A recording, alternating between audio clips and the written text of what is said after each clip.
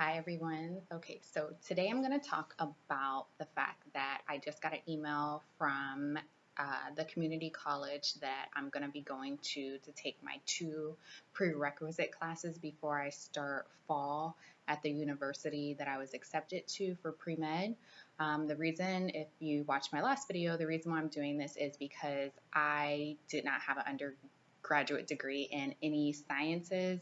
Um, it was a marketing degree, marketing economics, business degree, and I only took one science class. I took biology of the brain, which I really enjoyed and did very well at.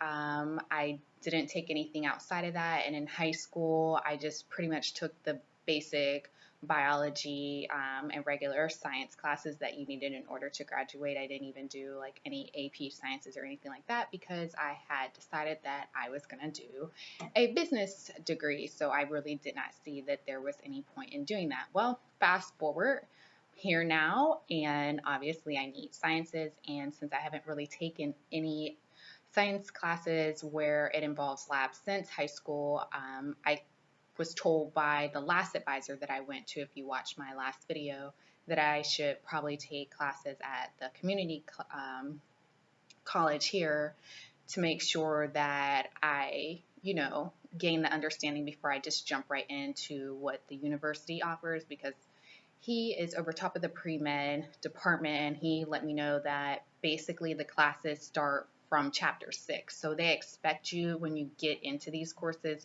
to already know chapters 1 through 6, which I completely understand. I mean, most people that are in pre-med or taking like a second bachelor's have already had some type of sciences. I mean, not all, because there's a lot of people just like me that did not have a undergraduate degree in anything that was related to medicine or sciences. So I know I'm not the only one out there.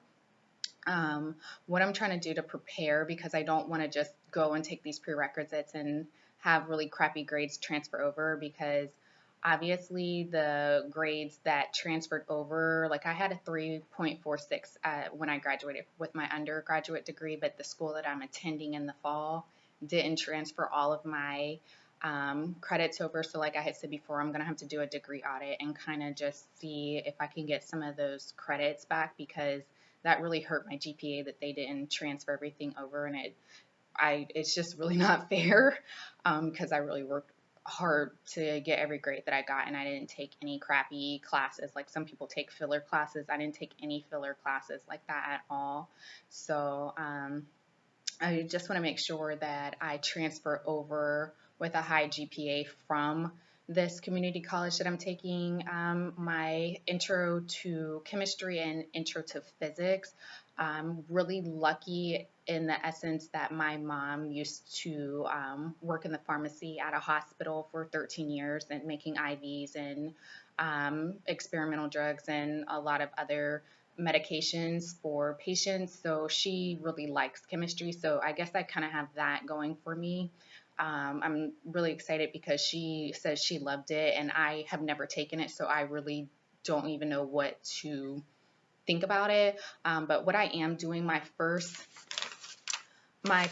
advisor meeting, I received some papers, and it basically just outlines for pre-med, which I'm, like I said before, taking, doing a second bachelor's for cell and molecular science, whether I continue with that and just graduate, getting a second degree, or just go on to med school. I kind of haven't really decided that. I guess I'll figure that out as I go and see how I feel. But the advisor, she did highlight a lot of classes that I'm going to need in order to qualify for not only if I wanted to get the second bachelor's degree, but obviously med school. So what I'm going to do, since I have not really had a lot of science courses in my life, basically, and I know some people might be thinking, well, how do you think you're going to survive pre-med? Well, guess what? I'm not the only one that this has happened to. A lot of people don't have a background in science and,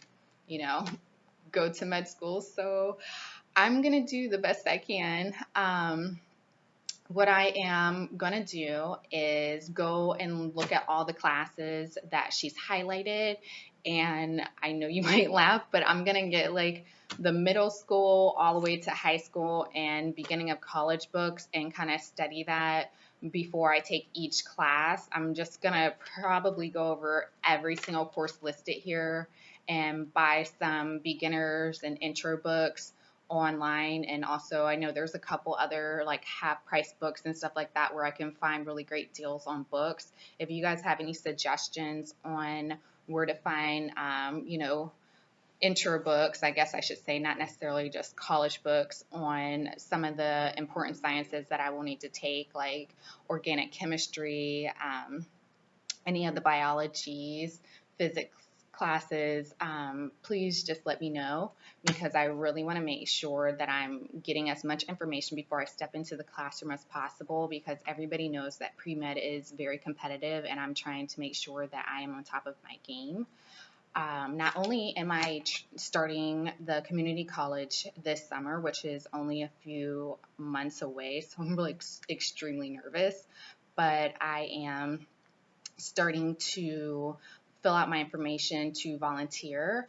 I'm lucky that I do have a connection with a hospital down here, so I am filling out that paperwork and hopefully going to be able to volunteer while I am in school. I know the main thing they say is they want to make sure they have well-rounded candidates, so I'm just trying to make sure that I'm a well-rounded candidate with having a lot of experience with not only just volunteering, but any type of charities or foundations that I can get involved with to show that I am contributing to the community.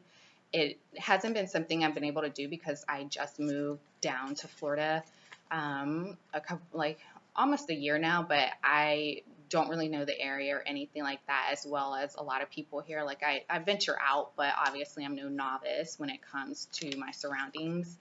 But just like anybody else, you kind of have to put yourself out there. So that's what I'm going to do. And I just want to make sure that I am trying to volunteer at places that will really give me the knowledge that I need and make sure that this is the right path for me, as far as this is the type of physician that I want to be, which is a child and adolescent psychiatrist.